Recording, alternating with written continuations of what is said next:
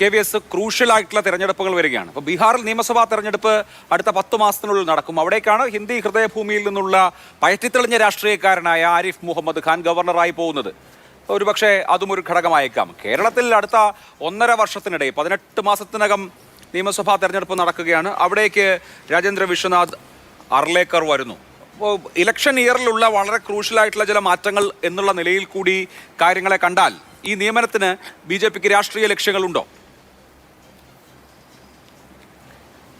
അല്ല, ഇതൊരു സ്വാഭാവികമായ നടപടിയല്ലേ അഭിലാഷേ?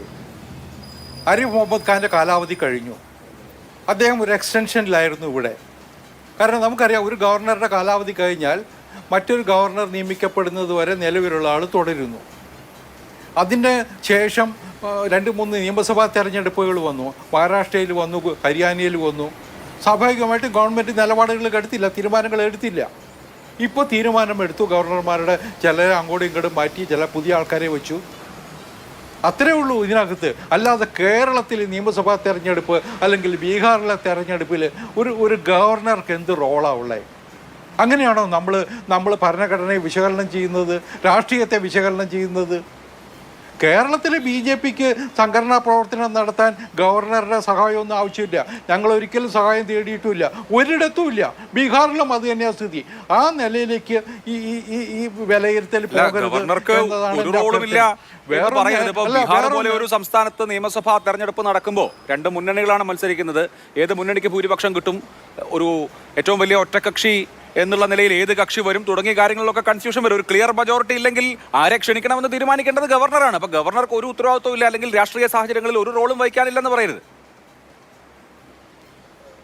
അല്ലെന്ന് ബീഹാറിലൊന്നും ഞങ്ങൾക്കൊരു ആശയക്കുഴപ്പമില്ല എന്ന്. കാരണം NDA മുന്നണി കഴിഞ്ഞ ലോക്സഭാ തെരഞ്ഞെടുപ്പിലൊക്കെ നേടിയ വിജയത്തിൻ്റെ ചിത്രം നമ്മുടെയൊക്കെ മുമ്പിലില്ലേ? JDUയും BJPയും മറ്റേ LGPയും ഒക്കെ ചേർന്നുള്ള ഒരു ശക്തമായ സഖ്യം അവിടെയുണ്ട്. അവിടെ ഞങ്ങൾക്ക് ആശങ്കയൊന്നുമില്ല.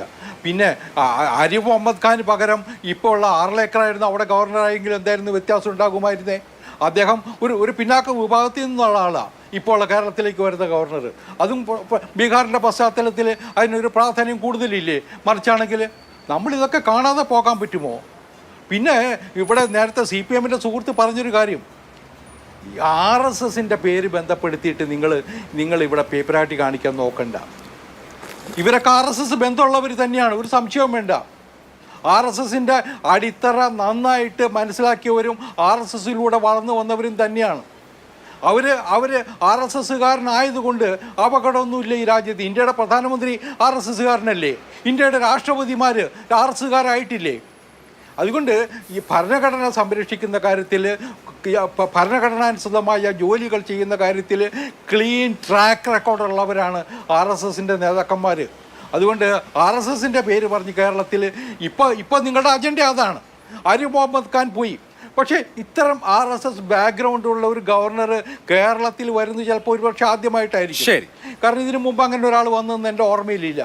അതുകൊണ്ട് ഞങ്ങളെ സംബന്ധിച്ചിടത്തോളം ഞങ്ങളുടെ ഒരു നിലപാടിൽ ഒരു സംശയം വേണ്ട. ഗവർണറുടെ ജോലി ചെയ്യണം. അദ്ദേഹത്തിന് എന്തൊക്കെയാണോ ഡ്യൂട്ടി ഉള്ളത് അത് ഭംഗിയായിട്ട് നിർവഹിക്കണം. അതിൽ വീഴ്ച ചെയ്യേണ്ട ആവശ്യമില്ല. ഞാൻ ആവർത്തിക്കണം, ആദ്യം പറഞ്ഞ പോലെ ഗവർണർക്ക് മാന്യത കൽപ്പിക്കണം. CPMൻ്റെ ചട്ടുകമായിട്ട് ഗവർണറെ കാണാൻ തുടങ്ങുമ്പോഴാണ് പ്രശ്നം.